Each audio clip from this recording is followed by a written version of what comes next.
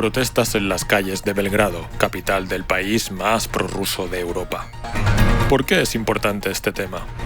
Pues porque, señoras y señores, estamos asistiendo a la enésima repetición de un plan de actuación de probada eficacia, mediante el cual los autores de la frase «un orden internacional basado en reglas», nuestras reglas, derriban gobiernos legítimos que no les interesan y los sustituyen por otros que cumplen con todo lo que les manden.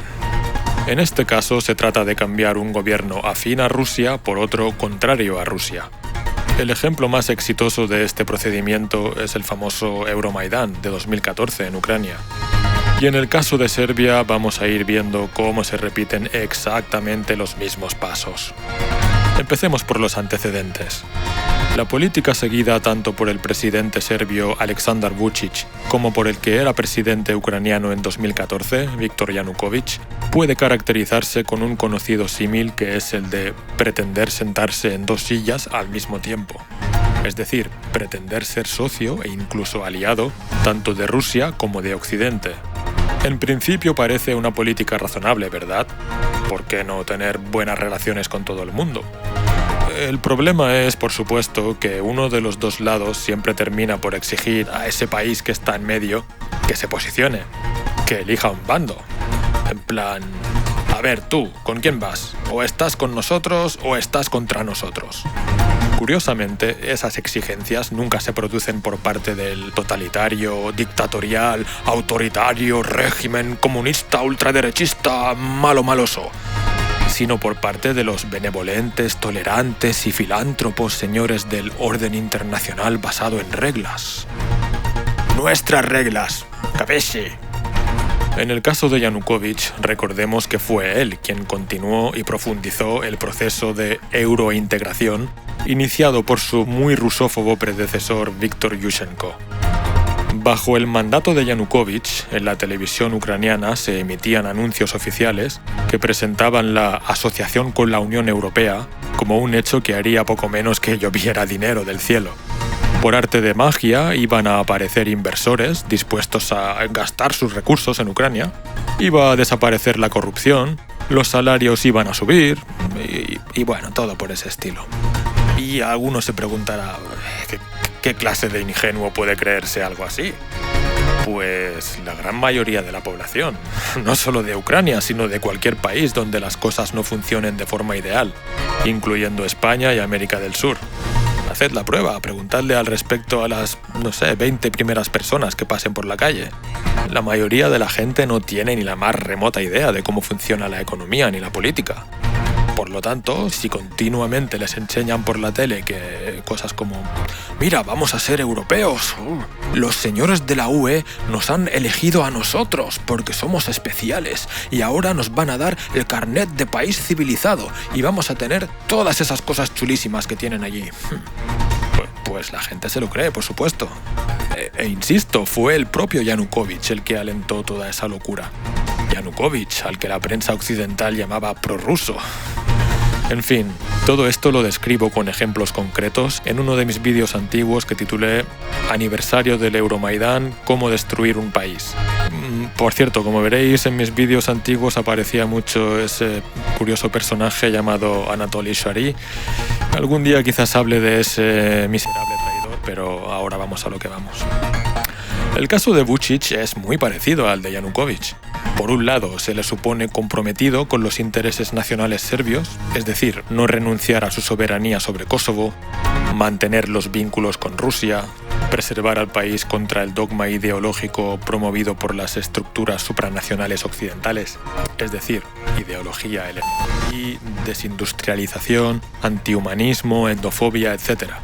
Pero por otro lado, Vučić, sobre todo al principio de su mandato, continuó profundizando las relaciones con la Unión Europea y manteniendo un curso evidente hacia la eurointegración. Ello implica colaboración con la UE en proyectos conjuntos. Obviamente la UE no invierte sus fondos por altruismo, sino como una forma de comprar lealtad y dependencia. Ello también implica que todo tipo de ONGs occidentales campen a sus anchas por Serbia.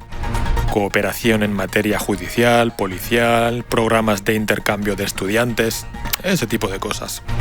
Al mismo tiempo, el gobierno serbio recibía de buen grado las inversiones rusas y los acuerdos para el suministro de recursos energéticos, por supuesto.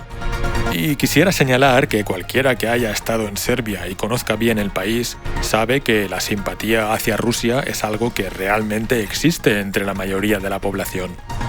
Quizás se observe menos entre los jóvenes porque ya sabemos que la propaganda occidental es deslumbrante, pero sí, la simpatía hacia Rusia está muy presente. Quizás es el único país de Europa en el que, al entrar en un punto turístico importante, como por ejemplo es la antigua fortaleza de Kalemegdan, uno observa que en las paradas de souvenirs se venden camisetas con la cara del presidente Putin. Esto no creo que pase en ningún otro sitio de Europa. O también se aprecia en las clásicas pintadas de arte urbano en las paredes. Por ejemplo, esta foto la hice en octubre de 2014. Krym Россия. Igual que había otras que decían Danas Krym, Sutra Kim, que quiere decir hoy Crimea, mañana Kosovo y Metohija. Bueno, en fin. En general hay un importante sector de la población que percibe a Rusia como el hermano mayor eslavo que algún día vendrá a ayudarlos a reparar los agravios sufridos, entre los cuales el más doloroso es la cuestión de Kosovo. Bien, no nos desviemos del tema. Tenemos entonces que Vučić, igual que en su tiempo hizo Yanukovych, siguió la política de sentarse en dos sillas al mismo tiempo. Todo más o menos bien hasta que empezó la operación militar especial de Rusia en Ucrania.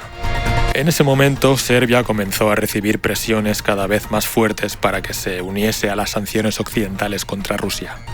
El mecanismo de presión es obvio. Si tú no haces lo que yo te digo, dejo de hacer mis generosas inversiones, congelo proyectos, etc. Pero Vučić, como cualquier persona con dos dedos de frente, sabe que sumarse a las sanciones occidentales implicaría no solo el descontento de gran parte de la población, sino también un aumento de los precios de la energía y daños económicos considerables. Así que, a pesar de la presión, se mantuvo firme. Es decir, no accedió a las exigencias occidentales porque ello supondría un perjuicio evidente para su propio país. Lógico, ¿no? Eso mismo fue lo que hizo Yanukovych en 2013, lo cual terminaría por costarle el cargo y casi la vida. Tras varios años dando la matraca con las bondades de la eurointegración, el 29 de noviembre de 2013, en la cumbre en la que debía firmarse el acuerdo de asociación entre la Unión Europea y Ucrania, Yanukovych anunció que no podía firmar el acuerdo porque suponía perjuicios económicos evidentes para su país. De todas formas, dejó la puerta abierta para seguir negociando el acuerdo y firmarlo más adelante. Una actitud razonable, ¿verdad? Pues no. Los señores del orden basado en reglas comenzaron a acusar a Yanukovych de actuar por presiones de Rusia. En las calles de Kiev y otras ciudades del centro y oeste de Ucrania estallaron multitudinarias manifestaciones de ciudadanos enfadados porque les habían robado el sueño europeo. A estas protestas se sumaron los movimientos nacionalistas rusófobos que todos conocemos, que lógicamente estaban a favor de cortar todos los vínculos con Rusia y derrocar a ese indigno presidente ruso hablante nacido en Donbass. Y los señores presidentes y ministros de la UE y de Estados Unidos, con su correspondiente legión de juntaletras y mercenarios televisivos, es decir, esos mismos que están siempre quejándose de la injerencia rusa en todo tipo de asuntos, allá que fueron raudos y sonrientes a apoyar a los manifestantes que pretendían derrocar a un gobierno legítimo a las puertas de Rusia. Con un par. El día 28 de noviembre, Yanukovych era un presidente normal, con el que los señores del orden basado en reglas no tenían ningún problema en reunirse, y el día 30 ya era calificado de dictador, y peor aún, amigo de Putin. Los señores del orden basado en reglas ya habían dictado sentencia. Yanukovych tenía que quitarse de en medio, y lo quitaron de en medio. Y ahora le toca a Vučić. Hasta la semana pasada, Vučić era un tipo totalmente aceptable por los señores del orden basado en reglas, que lo dejaban participar en sus cumbres y todo. Pero, ¿qué ocurrió? Se celebraron elecciones anticipadas en las que el partido de Vučić obtuvo el 46,71% de los votos y en segundo lugar, a mucha distancia con el 23,58%, quedó la coalición Serbia contra la violencia. Bonito nombre, ¿verdad? En los tiempos que vivimos todo tiene nombres bonitos. A la desindustrialización la llaman sostenibilidad. El fondo de la UE que suministra armas a Ucrania se llama Fondo para la Paz, etc. Ya lo dijo Orwell. En este caso tenemos una coalición integrada por distintos grupúsculos, entre los cuales hay ONGs, movimientos ecologistas y prodemocráticos, entendiendo que democracia significa hacer las cosas, como dicen en la UE, que se tienen que hacer. Todos estos grupos tienen en común que reciben subvenciones de la UE. Recordemos, orden basado en reglas. Cualquier cosa que a nosotros occidentales nos moleste es injerencia rusa, intolerable. Pero si nosotros queremos subvencionar a movimientos políticos para que derroquen gobiernos, e incluso nos plantamos allí a arengarlos y repartir galletitas, es nuestro derecho. Pues bien, como era más que previsible, el pacífico movimiento Serbia contra la violencia no reconoció el resultado de las elecciones. Los pacíficos militantes asaltaron el edificio de la Junta Electoral Central, iniciando así las protestas con las que exigen que se repita la votación. Es decir, que se repita la votación y si vuelven a perder, volverán a hacer altercados y así hasta que salgan. Lógico, ¿no? Bueno, y a todo esto, los señores del orden basado en reglas, ¿qué dicen? Pues ¿qué van a decir? Ya se está produciendo la esperable cascada de declaraciones de cargos occidentales, entre ellos el señor Borrell, unos afirmando que las elecciones serbias no han sido limpias y otros ofreciéndose a mediar entre el gobierno y la oposición. Igual que en 2014 enviaron a aquella señora Catherine Ashton al Maidán a mediar. Pues lo mismo. Y en estas estamos. Siguientes escenas de esta película que ya hemos visto. La clásica manifestación de pacíficos estudiantes disuelta violentamente por los esbirros del malvado régimen. Las caras ensangrentadas, la madre que llora, las televisiones occidentales hablándonos de la valentía y determinación del pueblo serbio en su lucha por la democracia. Porque todos están a favor de las manifestaciones, claro. Recordemos, 23,58% de votos. Pero sí, todo el pueblo serbio a favor. De un día para otro, Vučić ya no es un presidente legítimo, sino un dictador, y peor aún, amigo de Putin, por lo cual cualquier acción en su contra está justificada. Más escenas. Los pacíficos manifestantes lanzando democráticos cócteles Molotov contra los malvados represores agentes del régimen, hasta que llegamos al clímax. El presidente dimite, e incluso puede que huya. Llega el nuevo gobierno pro-occidental. Todos son alegrías y abrazos. Bienvenida Serbia a la familia diversa e inclusiva de la UE. Aquí tienes las cuotas a tu agricultura, que sé que lo estabas deseando. Aquí tienes las restricciones a los vehículos, sí.